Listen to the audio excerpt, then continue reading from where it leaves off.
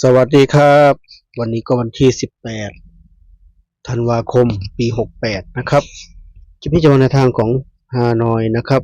ในที่ทางช่องที่เป็นคอฮานอยนะครับเนาะวันนี้วันที่18วันพฤหัสครับเนาะใกล้เข้ามาแล้วเนาะสิ้นปีใกล้ปีใหม่เข้ามาทุกทีแล้วเร็วมากนะครับเนาะเร็วมากใครคิดเหมือนกันไหมทำไมเร็วเหลือเกินแค่เดียวจะสิ้นปีหน้าจะ69นะครับเนาะใครคิดจะทำอะไรก็รีบทำนะครับเนาะวางแผนแล้วรีบทำนะครับเนาะเวลาเร็วเหลือเกินเห็นประเด็นทีแล้วตกใจครับเนาะปีหน้าจะแก่อีกแล้วเนาะจะแก่ขึ้นอีกทีหนึ่งแล้วเร็วจริงๆครับเนาะรู้จะรีบไปไหนนะครับเนาะก็วันนี้จะมาในทางของฮานอยนะครับให้สีทางช่องติดขอฮานอยเหมือนเดิมครับเนาะขอฮานอยศึกเล็กศึกน้อยเป็นพันครับเนาะค่าเวลารอศึกใหญ่ศึกเป็นแสนครับเนาะที่หลายคนรอคอยตัวนี้ก็หาข้อมูลไปก่อนครับเนาะสำหรับศึกใหญ่ศึกเกินแสนปีหน้าออกวันที่2ครับเนาะ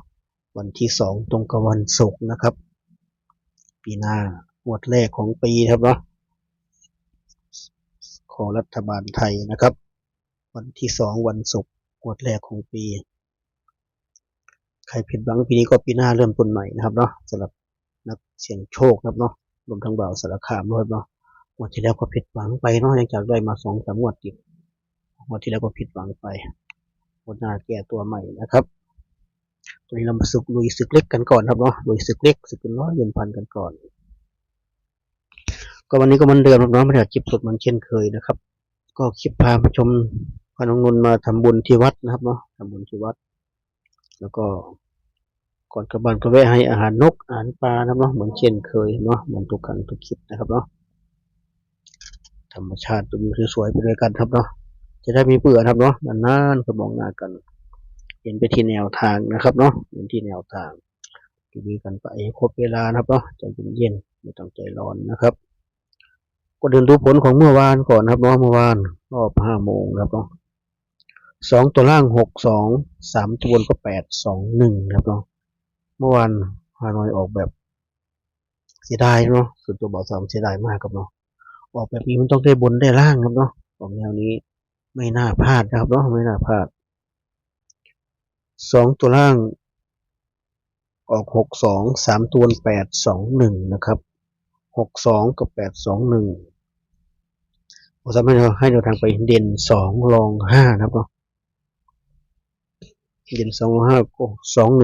21ก็เข้าเต็มๆนะครับเนาะแต่เสียดายที่พูดเสียดาย62ครับเนาะ62กับ821เราได้จะ21ครับเนาะ62เราไม่ได้ครับเนาะ62เราเป็น2552แทนเสียดายมากอาจจะได้สัก2เด้งครับพี่เขาน่าจะออก2125นะครับเนาะจะได้2เด้งซะหน่อยจะได้เนาะพี่เขาหลบไปเป็น62แทนตัวเน้นอีกต่างหากกับด้วยของเรา25พี่คนนี้เป็น62พี่เขาหลบนะครับเนาะก็มาที่รอบ6 โมงนะครับ2ตัวล่างก็89 3ตัวก็484 8ก็มาทั้งบนและล่างอีกแล้วนะครับเนาะ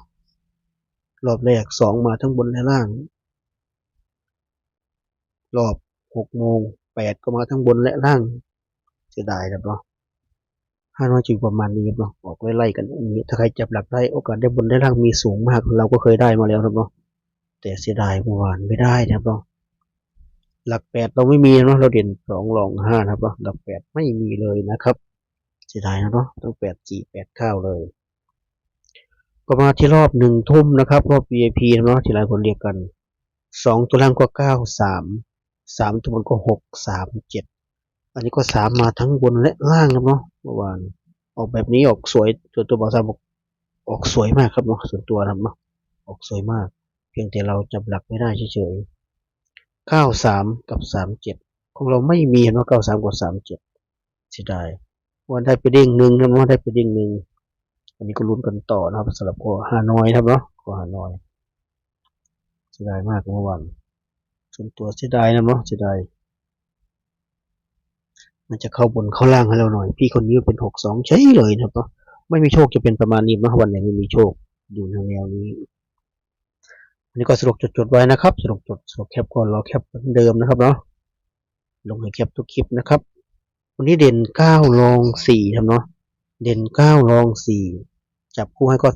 35 36 43 45 46 93 94 96ทวนครั้งนะครับฮานอยวันนี้เด่น9รอง4จับคู่34 35 36 43 45 46 93 94 96นะครับ8คู่ก็เน้นไปที่93 94แล้วก็43นะครับ93 94 43เน้นให้3คู่นะครับก็มาที่ชุด3ตัวนะครับมีลุ้น4ชุดเหมือนเดิมวันนี้ก็มี693 694 643 645นะครับ4ชุดนะครับเนาะชุด3ตัว4ชุดนี้ให้เน้นไปที่693 694 643นะครับเน้นให้3ชุดนะครับเนาะดูสิวันนี้จะเป็นยังไงจะออกเหมือนเดิมไหมเมื่อวานส่วนตัวบางสามบอกว่าออกสวยมากครับเมื่อวานออกสวยมากส่วนตัวครับเนาะแต่เสียดายเราไม่มีโชคนะครับเราไม่มีโชคถ้าที่จะได้บนได้ล่างครับเนาะวันนี้ลุ้นกันต่อขอให้มีโชคครับเนาะขอให้มีโชควันนี้อย่างน้อยได้บนได้ล่างครับเนาะเข้าตัวนี้ยิ่งดีครับเนาะก็เหมือนเดิมครับเนาะเหมือนเดิมถ่ายคลิปสำหรับคนงบน้อยก็ตัวเน้นนะครับที่ผมเน้นให้เผื่อมันฟุกเข้าครับเนาะวันนี้ก็มี93 94 43 93 94 43เป็นตัวเน้นนะครับเนาะ3คู่นี้ชอบที่สุดในวันนี้ครับเนาะใครที่ไม่ชอบก็เลือกคู่อื่นได้เลยเนาะเลือก45 35เลือกได้เลยเนาะหรือว่า96 46ก็ว่าไปครับเนาะแต่ถ้าไม่ได้ชอบข้ามไปครับเนาะข้ามไปชมความบันเทิงครับเนาะแต่ส่วนใหญ่หวยมันจะออกตัวที่เราไม่ค่อยชอบเนาะลองสังเกตดูครับเนาะอย่างงวดที่แล้วของรัฐบาลไทยเราก็ไม่ชอบ9ครับเนาะเราไม่ชอบ9ไม่ชอบ5พี่เขาก็มาด้วยกันเลย ประมาณนี้เนาะชอบตรงข้ามเราครับเนาะชอบตรงข้ามเราถอกตัวที่เราชอบวันนี้เรารวยครับเนาะวันนี้เรารวยไปแล้วชอบตรงข้ามเราเรื่อยเลยเนาะวันนี้ก็ขอให้เป็นไปตามคาดครับเนาะเป็นไปตามคาดวันนี้ขอให้เข้าตัวนี้ครับเนาะเข้าตัวนี้เลยฝากไว้แค่นี้เนาะทุกคนเฮงๆรวยเกียนคลิปหน้านะครับเนาะคลิปนี้ก็สวัสดีครับ